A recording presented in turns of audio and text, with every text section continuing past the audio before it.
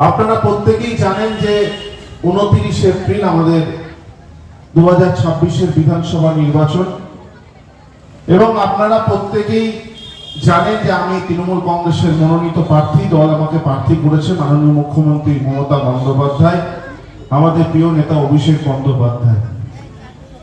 এবং আমাদের নেতা অভিষেক বন্দ্যোপাধ্যায় এই এলাকার সামনে থেকেই রোড শো করেছেন আমার প্রচারে, আপনারা দেখেছেন। এবং আমাদের নেতা অভিষেক ব্যানার্জি বলেছেন যে আগামী দিনে মেমারির মানুষের উন্নয়ন আমরা যেমন ভাবে ডায়মন্ড হারবারে মানুষের ঘরে ঘরে উন্নয়নকে পৌঁছে দিয়েছি, আমাদের মাননীয় সাংসদ যেভাবে উন্নয়নকে পৌঁছে দিয়েছেন, সেইভাবে আগামী দিনে মেমারি বিধানসভায় উন্নয়ন হবে।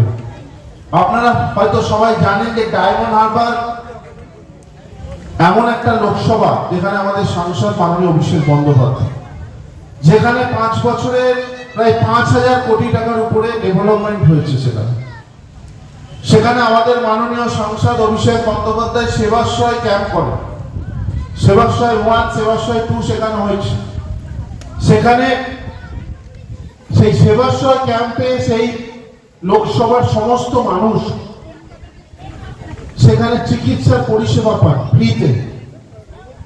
কারো চশমার প্রয়োজন, কারো কোনো অপারেশনের ক্ষেত্রে বিভিন্ন যে চিকিৎসা, সেগুলো কিন্তু সেবাশ্রয় ক্যাম্পে পান।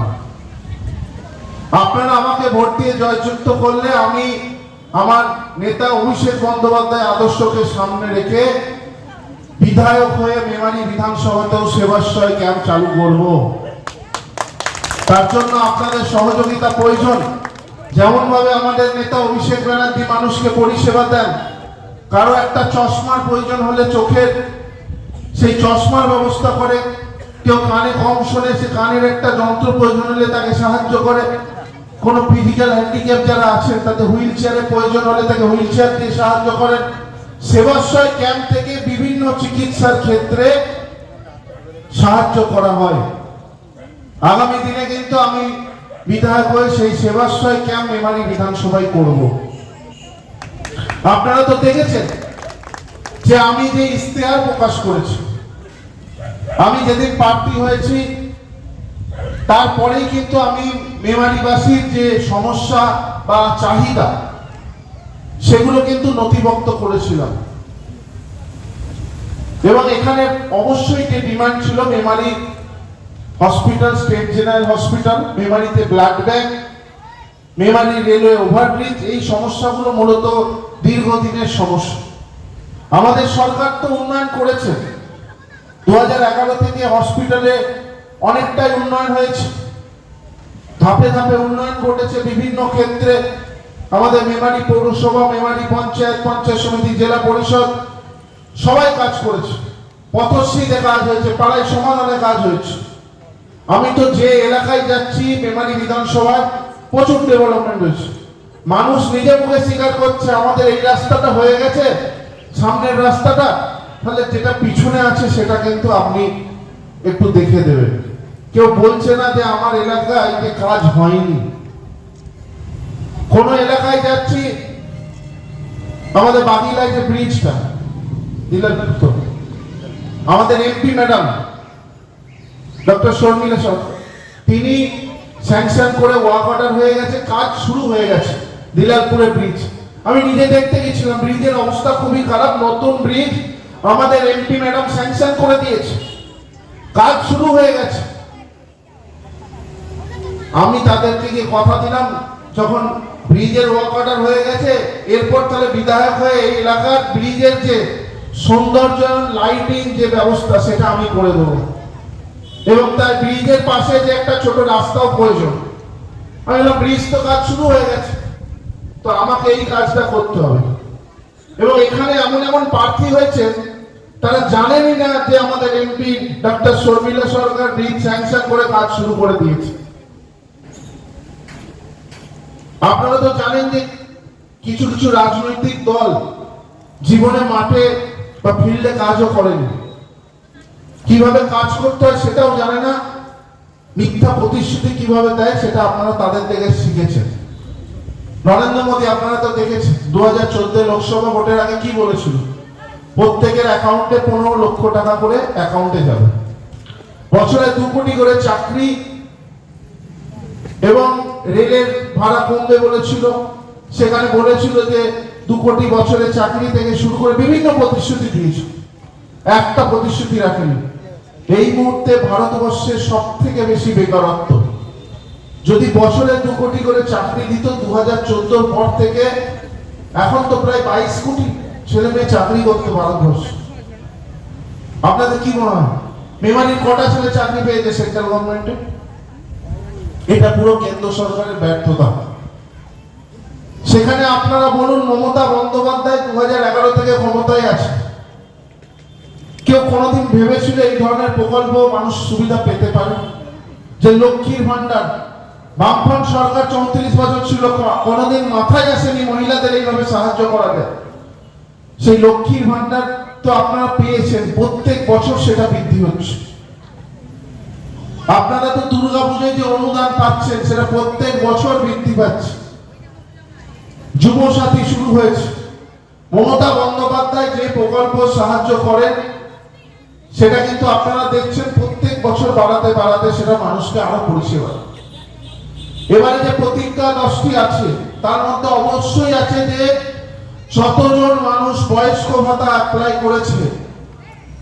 আগামী 6 মাসের মধ্যে তৃণমূল কংগ্রেস ক্ষমতায় আসার পর প্রত্যেক মানুষ যারা দুয়ারে সরকারে বয়স্ক ভাতায় অ্যাপ্লাই করেছিল এখনো টাকা ঢোকেনি, তাদের অ্যাকাউন্টে টাকা ঢুকবে। প্রত্যেকে যে বাংলার বাড়ি পেয়েছেন, প্রচুর বাড়ি হয়েছে গ্রামে, আমরা তো গিয়ে দেখছি, আমাদের মিউনিসিপ্যালিটিতেও প্রচুর বাড়ি হয়েছে। এবং আমাদের মেমারি পৌরসভার একটা ভালো গুণ, যেটা আমাদের বর্ধমান জেলায় শুধুমাত্র মেমারি পৌরসভায় আমাদের চেয়ারম্যান স্বপন নিশোই মহাশয় উদ্যোগ নিয়েছেন। ওন ফান্ড থেকে কিছু মানুষের বাড়ি তিনি পৌরসভা থেকে করে দিয়েছেন। অনেক মানুষের কিন্তু খরচা থাকে না বা কাগজপত্র সমস্যা থাকে, সেই কারণে সরকারি অনুদান পেতে অসুবিধা হয়। পৌরসভা নিজস্ব উদ্যোগে এই উদ্যোগ নিয়েছে গরিব মানুষের জন্য। আমরা ধন্যবাদ জানাই মেমারি পৌরসভাকে। এবং আপনারা জানেন যে ইশতেহার যে প্রকাশ করেছে সেখানে আমাদের মেমারি বিধানসভার যে বাচ্চারা আছে যারা প্রাইমারি স্কুল হাই স্কুলে পড়াশোনা করেন, আমি তো ইতিপূর্বে পূর্ব বর্ধমান জেলার প্রায় 4 থেকে 5টা স্কুল স্মার্ট ক্লাসরুম পরিণত করেছে, যাতে কি হয় বাচ্চাদের পড়াশোনার প্রতি আরো ইন্টারেস্ট বাড়ে। বা সেই দিকটা দেখে আমরা কিন্তু এখানে মেমারি বিধানসভার সমস্ত স্কুল আমরা স্মার্ট ক্লাসরুম করার কথা বলেছি। যে কাজগুলো আমি আগামী দিনে করতে পারবো বা করেছি সেই কাজগুলোই আমি মানুষকে কথা দিয়েছি। রেলওয়ে ওভারব্রিজ আমরা করবই, এখানে মানুষের এটা বিরাট বড় সমস্যা। কেন্দ্র সরকার যদি বিরোধিতা করে আগামী দিনে আমরা অন্য পদক্ষেপ নেবো, সবাই মিলে মেমারিবাসী। দীর্ঘ 2014 থেকে ক্ষমতায় আছে, মেমারি মানুষের জন্য কিছু করেছে কেন্দ্র সরকার? কিছু করেনি।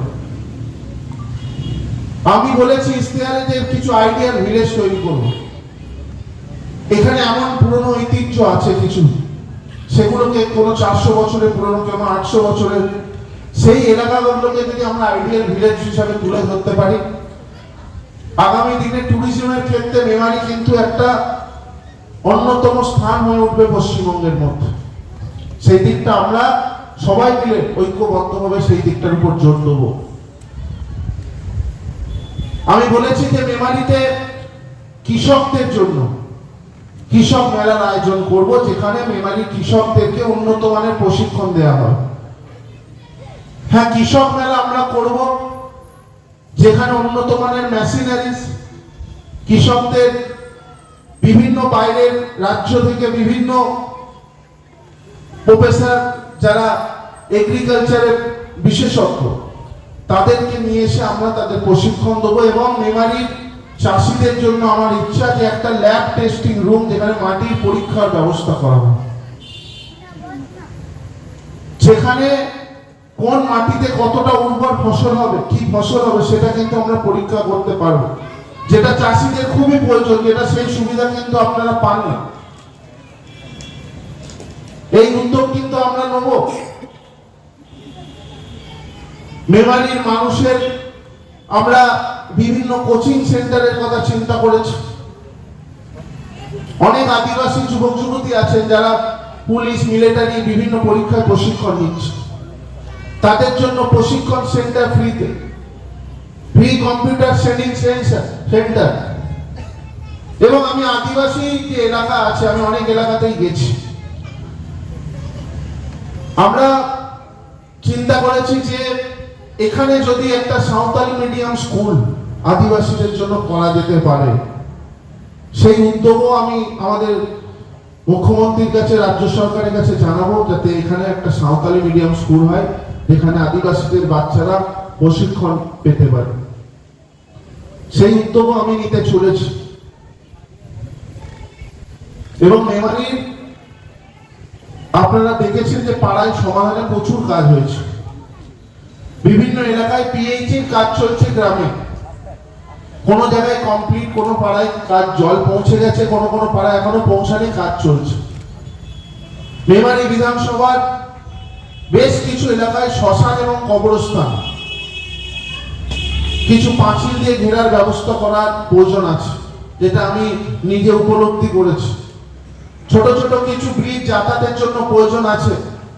আমি ব্লক সভাপতি নিতাইদার সঙ্গে আলোচনা করছিলাম, তিনি বলছিলেন যে কিছু কিছু ছোট ছোট ব্রিজ যদি করা যেতে পারে যাতায়াতের ক্ষেত্রে অনেকটা সুবিধা হবে। এবং মেমারি পৌরসভা, মেমারি ব্লক যে ক্যানেল মেমারির উপর দিয়ে গেছে, সেই ক্যানেলকে যদি আমরা সংস্কার করতে পারি, সৌন্দর্যন করতে পারি, সেখানে কিন্তু আমাদের যে নিকাশির সমস্যা সেটা কিন্তু আমরা সলভ করতে পারবো মেমারিবাসীর জন্য। এবং আপনারা দেখেছেন যে মুখ্যমন্ত্রী মমতা বন্দ্যোপাধ্যায় পথশ্রীতে কতটা কাজ করেছে, প্রচুর বড় বড় রাস্তা করেছেন। আমরা তো দেখছি মেমারিতে প্রচুর কাজ হয়েছে। যে সামান্য কাজ বাকি আছে, গ্রামে পিএইচির কাজ চলছে, মেমারি পৌরসভায় অমৃতের কাজ চলছে। মেমারি পৌরসভা ইতিপূর্বে প্রত্যেকে পানীয় জলের ব্যবস্থা করেছিল ট্যাপ লাইনে, আবার রিপিট কানেকশন অমৃত প্রকল্পের মাধ্যমে কিন্তু দেয়া হচ্ছে। ডবল কানেকশন মেমারিবাসী প্রত্যেকের ঘরে ঘরে পৌঁছাবে। এই পরিকল্পনা কিন্তু ইতিমধ্যেই আমাদের রাজ্য সরকারের নেওয়া আছে। মেমারি ব্লাড ব্যাংকের কথা বলেছি, যেখানে আমরা ব্লাড ব্যাংক করব। মেমারিতে স্পোর্টস কমপ্লেক্সের কথা বলেছি, যেখানে সমস্ত খেলা, ইন্টারন্যাশনাল খেলার প্রশিক্ষণ আমরা ব্যবস্থা করব। যেখানে ক্রিকেট, ফুটবল শুধু নয়, ব্যাডমিন্টন থেকে শুরু করে, চেস থেকে শুরু করে, সুইমিং থেকে শুরু করে, যেখানে আগামী দিনে মেমারির যুবক যুবতীরা নিজেদের কেরিয়ার তৈরি করতে পারবে, সেই ধরনের প্রশিক্ষণ আমরা মেমারি স্পোর্টস কমপ্লেক্সে দেবো। আমি তো বলেছি যে আমি সারা বছর যে ধরনের অ্যাক্টিভিটির মধ্যে চলি, আগামী দিনে মেমারি পৌরসভার মানুষ, মেমারি বিধানসভার মানুষ, আমরা সমস্ত কিছু আমরা মেমারিতে করতে চলেছি। যেখানে মেমারির মানুষ, মেমারি স্টেডিয়ামে আমি চেয়ারম্যান স্যারের সঙ্গে আলোচনা করেছি, ডার্বি ম্যাচ প্রত্যেক বছর মেমারি স্টেডিয়ামে আমরা করব। আমরা রান ফর ইউথ ম্যারাথন 12ই জানুয়ারি স্বামী বিবেকানন্দের জন্মদিনে আমি বিশাল বড় একটা ম্যারাথন আয়োজন করি, যেটা আগামী দিনে মেমারিতেই হবে এবং সেখানে সারা রাজ্যের যুবক যুবতীরা অংশগ্রহণ করবে। যেখানে মহিলা ফুটবল থেকে শুরু করে বিভিন্ন প্রি ফুটবল কোচিং ক্যাম্প থেকে শুরু করে আগামী দিনে মেমারির যুবক যুবতীদের জন্য অনেক চিন্তা ভাবনা আছে। যারা সাংস্কৃতিক কালচারাল যারা বিভিন্ন প্রতিভা আছেন, তাদের জন্য আমাদের অনেক কিছু পরিকল্পনা আছে। কারণ আমি নিজে যে কালচারাল কম্পিটিশনের আয়োজন করি সারা জেলা ব্যাপী,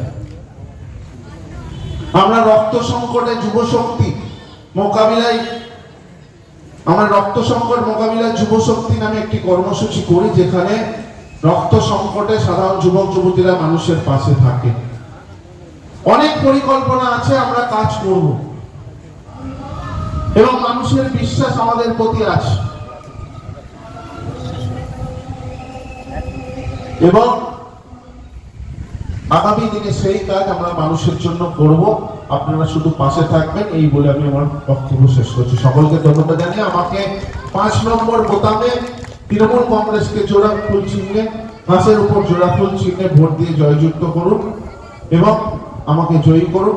বড়দের প্রণাম জানিয়ে আমি আমার বক্তব্য শেষ করলাম। ধন্যবাদ।